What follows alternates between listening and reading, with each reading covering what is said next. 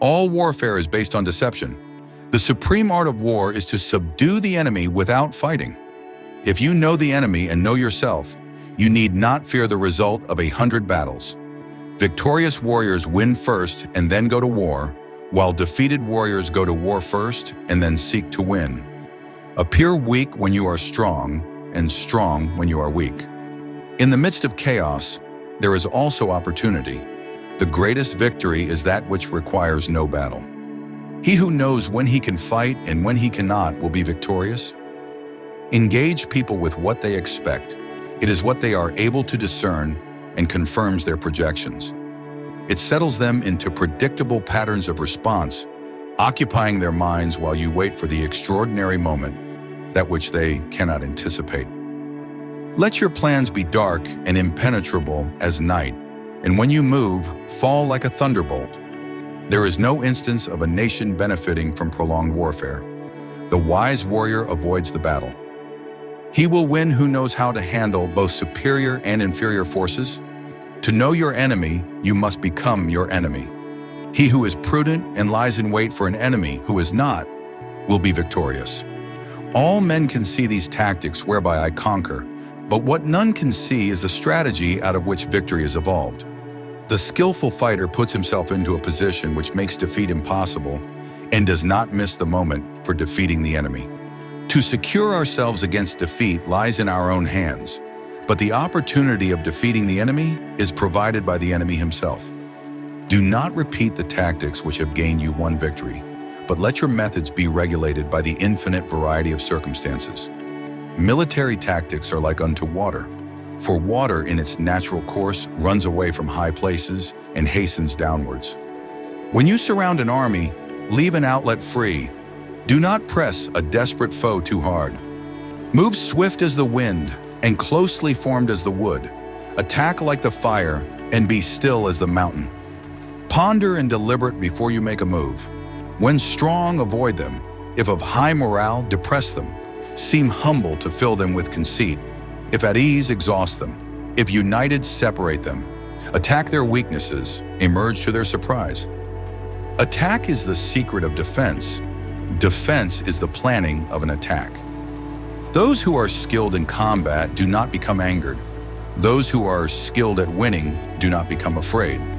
Thus the wise win before they fight, while the ignorant fight to win. Build your opponent a golden bridge to retreat across. Management of many is the same as management of few. It is a matter of organization. What the ancients called a clever fighter is one who not only wins, but excels in winning with ease.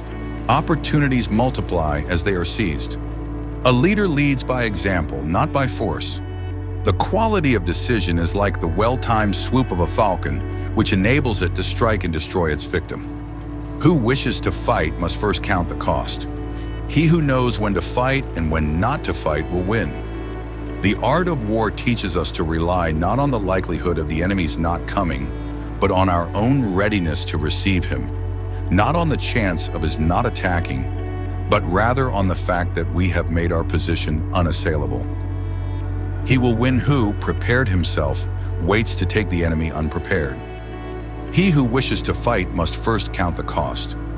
In war, the way is to avoid what is strong and to strike at what is weak. We cannot enter into alliances until we are acquainted with the designs of our neighbors. So in war, the way is to avoid what is strong and strike at what is weak. If your opponent is of choleric temper, seek to irritate him. Pretend to be weak, that he may grow arrogant. Energy may be likened to the bending of a crossbow, decision to the releasing of a trigger. Do not press an enemy at bay.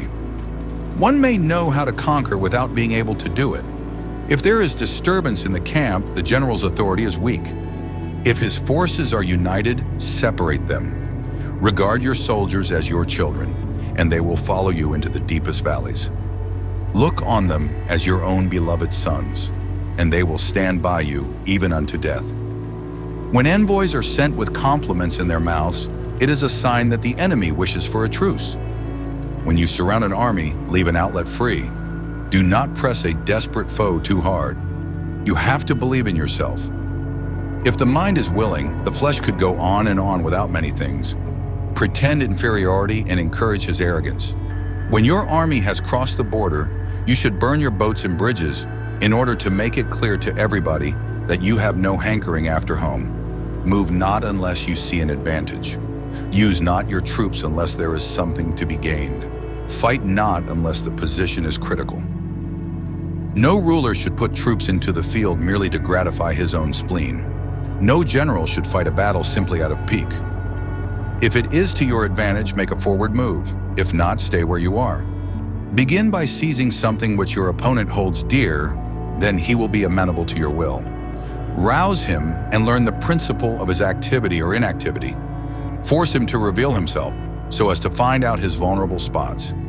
The general who advances without coveting fame and retreats without fearing disgrace, whose only thought is to protect his country and do good service for his sovereign, is the jewel of the kingdom. He who relies solely on warlike measures shall be exterminated. He who relies solely on peaceful measures shall perish.